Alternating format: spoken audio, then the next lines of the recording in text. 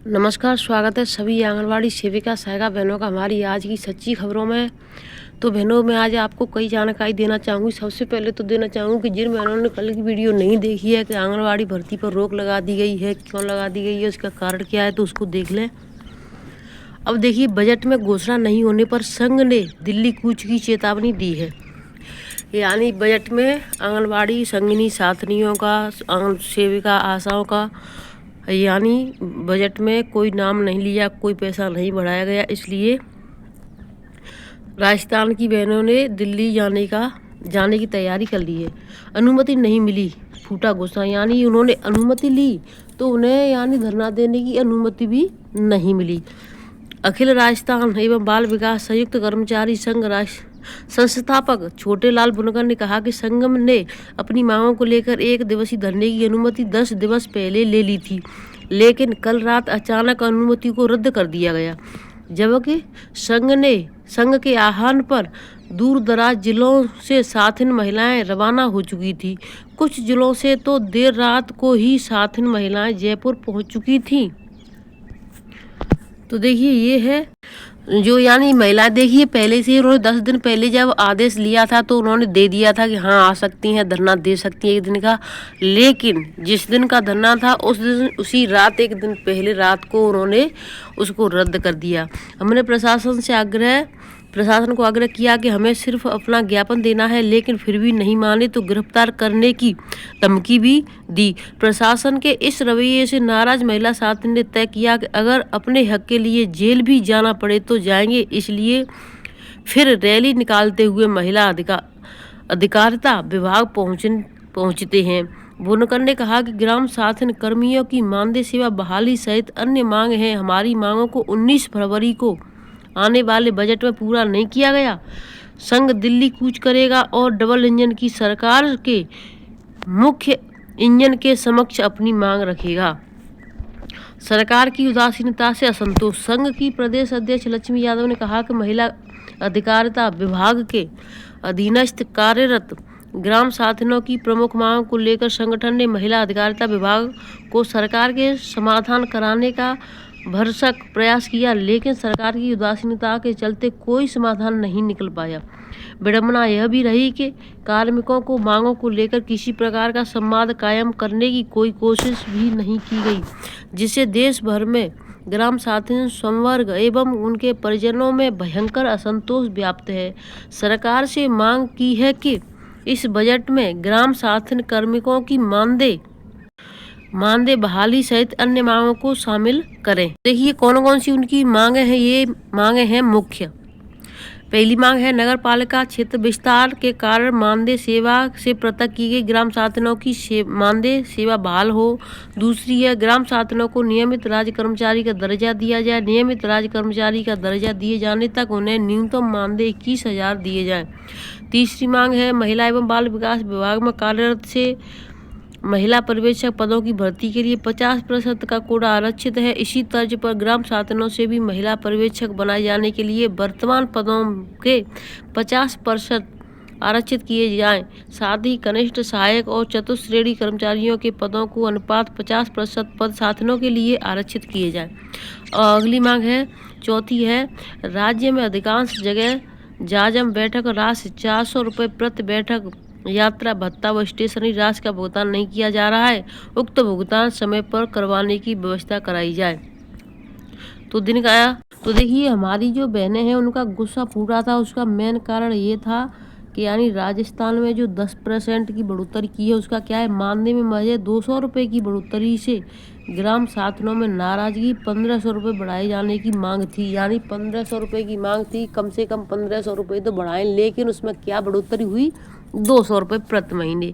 इससे हमारी जो राजस्थान की बहनें हैं बहुत ही ज़्यादा की। पांचवी और लास्ट मांग ये है, पहचान के लिए ग्राम साथनों को विभागीय परिचय पत्र दिलाया जाए। यानी उनका परिचय पत्र विभाग से मिलेगी। यानी ये जैसे हर किसी को एक सर्टिफिकेट होता है, हाँ ये इसको अपना पहन करके जाए, जैसे हर किसी के पास होता है, तो उस तरीके से इनके पास भी होना चाहिए। अब मैं आपको दूसरी खबरों की तरफ ले चलती हूँ। बहनों, उत्तर प्रदेश की बहनों ने भी 19-20 तारीख का धरना प्रदर्शन का यानी मूड बना लिया है। आदेश आ चुका है।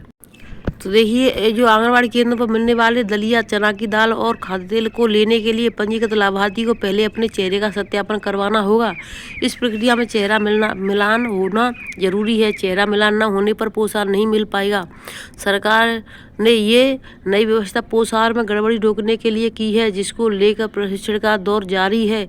दूसरे चरण में ये मास्टर ट्रेनर आंगनबाड़ी कार्यकर्तियों को प्रशिक्षित करेंगे। आगरा से ये खबर है बहनों। कुपोषण से बच्चों के अलावा गर्भवती और स्तनपान कराने वाली महिलाएं, धात्री माताओं को बचाने के लिए जिस पोषाहार को सरकार देती है उसकी सुरक्षा बढ़ा दी गई है।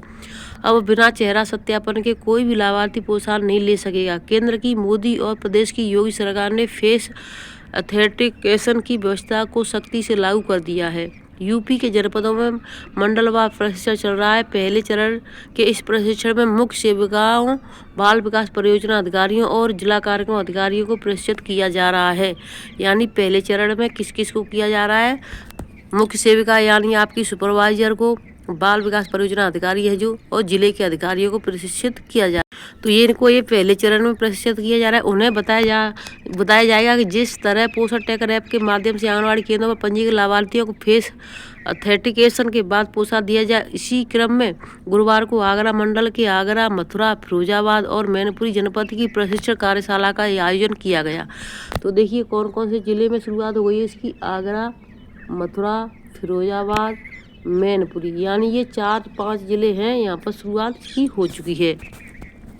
डॉक्टर भीमराव अंबेडकर विश्वविद्यालय में खंडारी कैंपस स्थित पर जयप्रकाश सभागार में मंडलीय प्रशिक्षण कार्यशाला का आयोजन किया गया। कार्यशाला में आगरा मंडल के जनपदों आगरा, मैनपुरी, फिरोजाबाद एवं मथुरा के जिला कार्यक्रम अधिकारी, बाल विकास परियोजना अधिकारियों एवं मुख्य सेविका एवं जिला समन्वय के द्वारा प्रतिभाग किया गया। आगरा के जिला कार्यक्रम अधिकारी हरीश कुमार मौर्य द्वारा बताया गया कि पोषण ट्रैकर ऐप पर फेस ऑथेंटिकेशन के माध्यम से आंगनबाड़ी केंद्र के पंजीकृत वास्तविक लाभार्थियों में पुष्टार की पहुंच सुगम होगी।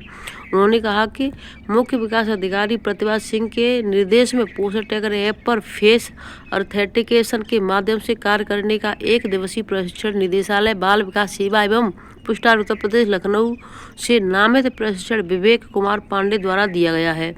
जिला कार्यक्रम अधिकारी हरीश मौर्य ने बताया कि शीघ्र ही इन पोषण ट्रैकर के माध्यम से पूरे जनपद की आंगनबाड़ी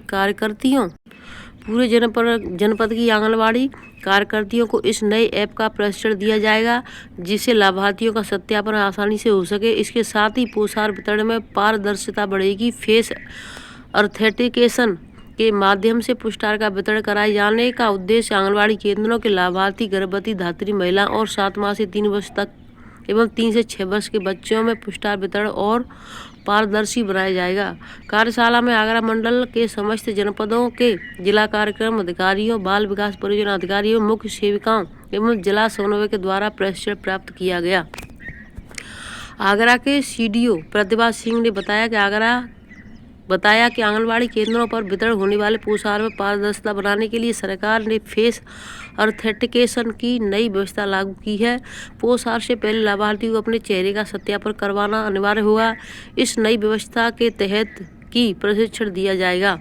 जनपद के सभी आंगनबाड़ी केंद्रों पर जल्द ही नई व्यवस्था के तहत पोषाहार का वितरण शुरू होगा। तो ये मीटिंग रखी गई है, वहाँ पर ये शुरुआत हुई गई है। अब मुख्य बिंदु कौन सी कार्यशाला के मुख्य बिंदु देख लें। पुष्टार वितरण के पारदर्शिता, फेस ऑथेंटिकेशन के माध्यम से पुष्टार वितरण को और पारदर्शिता बनाया जाएगा। लाभार्थी की पहचान पोषण ट्रैकर ऐप पर फेस ऑथेंटिकेशन के माध्यम से आंगनबाड़ी केंद्र के पंजीकृत वास्तविक लाभार्थी की पहचान की जाएगी। अगला पॉइंट है प्रशिक्षण। कार्यशाला में आगरा मंडल के सभी जनपदों के जिला कार्यक्रम अधिकारी, बाल विकास परियोजना अधिकारी, मुख्य सेविका एवं जिला समन्वय के द्वारा प्रशिक्षण प्राप्त किया गया।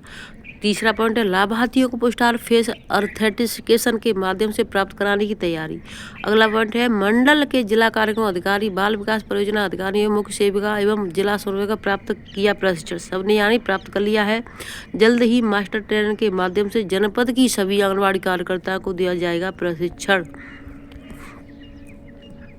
तो देखिए आंगनबाड़ी केंद्र पर मिलने वाले पोषाहार में गेहूं के दलिया, चना की दाल और फोर्टिफाइड ऑयल की लाभार्थियों के अनुसार मिलता है। गर्भवती और स्तनपान कराने वाली महिला को चना की दाल, दलिया और 455 ग्राम ऑयल, फोर्टिफाइड ऑयल मिलता है। इसी तरह 6 माह से 3 साल तक के बच्चों को गेहूं का दलिया, चना की दाल, फोर्टिफाइड ऑयल 455 ग्राम मिलता है। इसी तरह 3 से 6 साल के बच्चों को 500 ग्राम गेहूं का दलिया और 500 ग्राम चना की दाल मिलती है। तो देखिए, जिनको दिक्कत है, उन्हें नहीं जानकारी है कि यानी 3 से 6 वर्ष के बच्चों को कितना मिलता है, तो मैंने देख ले, एक दूसरे को शेयर कर दे, जिससे कि लाभार्थियों को भी जानकारी हो जाए। चिकित्सकों के अनुसार बच्चों का शारीरिक विकास एवं वृद्धि उनकी आयु के अनुसार मानक रूप न होना ही कुपोषण कहलाता है। जैसे बच्चे अपनी उम्र के अन्य सामान्य स्वस्थ बच्चों के औसतन कम विकास करते हैं। बच्चों में 5 साल की उम्र तक विकास करने की क्षमता एक समान होती है। यदि कोई बच्चा कुपोषित है तो उसके शरीर के सामान्य गति से वृद्धि करने की क्षमता, मानसिक विकास, बौद्धिक विकास हुआ, उसके सीखने की क्षमता प्रभावित होती है। तो देखिए, ये वहाँ पर प्रशिक्षण दिया गया है इस तरीके से। चिकित्सकों के अनुसार बच्चों के शरीर में कुपोषण की 3 स्थिति होती हैं। इनमें पहली शरीर, देखिए आप सभी बहनों को ये बहुत ज़रूरी है, सभी बहनें इसको देख लें। इनमें पहली, शरीर में पहले से ही कम पोषण तत्वों की उपलब्धता है, पहला पॉइंट है। दूसरा है, दूसरी भोजन से कम पोषक तत्वों की प्राप्ति, यानी भोजन में कम पोषक मिल रहे हैं उसकी वजह। तीसरी है, भोजन से पर्याप्त मात्रा में पोषक तत्व मिलने पर भी शरीर में उनका अवशोष नहीं, यानी भोजन बिल्कुल सही मिल रहा है, पोषक तत्व वाला मिल रहा है, लेकिन फिर भी उनके शरीर में अवशोषण नहीं हो रहा है, तो ये कुपोषण वाले ये हैं। कुपोषण की 3 स्थिति होती है, तो इन 3 स्थिति को बहनों आप अवश्य लिख लें, जिससे आपको याद रहे। तो वीडियो को मैं यहीं पर रखती हूँ, फिर मिलती हूँ आपसे नई अपडेट के साथ। तब तक के लिए धन्यवाद।